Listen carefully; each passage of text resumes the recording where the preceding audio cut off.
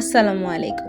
প্রথমেই নতুন বছরের অনেক অনেক শুভেচ্ছা। Welcome back to my channel সুস্বাদের খোঁজে।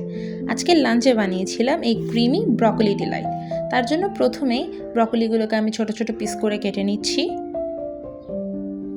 এরপর ভালো করে ধুয়ে ফুটন্ত গরম পানিতে 3 থেকে 4 মিনিটের জন্য বয়েল করে নিব। 4 মিনিট পর আমি ব্রকলিগুলোকে ছেঁকে নিয়ে ঠান্ডা পানিতে ভিজিয়ে রেখেছি। এরপর আবারও প্যানে 1 চা চামচ ঘি মেল্ট করে তাতে 1 চা চামচ রসুন কুচি দিচ্ছি।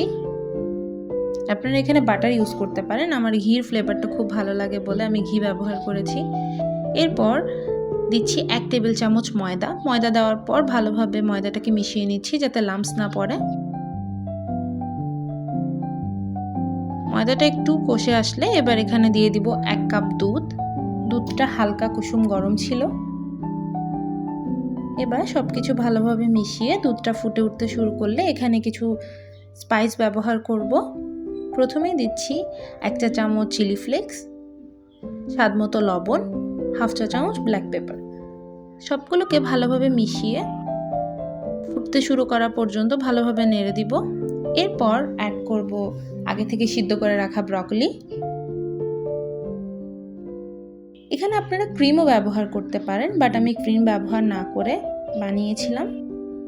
যাই হোক, এবার এখানে দিয়ে দিচ্ছি চিজ।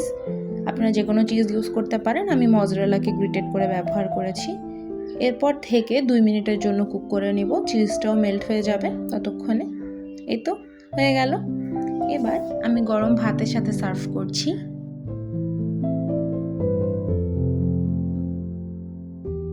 ব্রকলির এমনিতে কোনো স্বাদ না থাকলেও ক্রিম আর চিজের কারণে খুবই ভালো লাগছিল খেতে।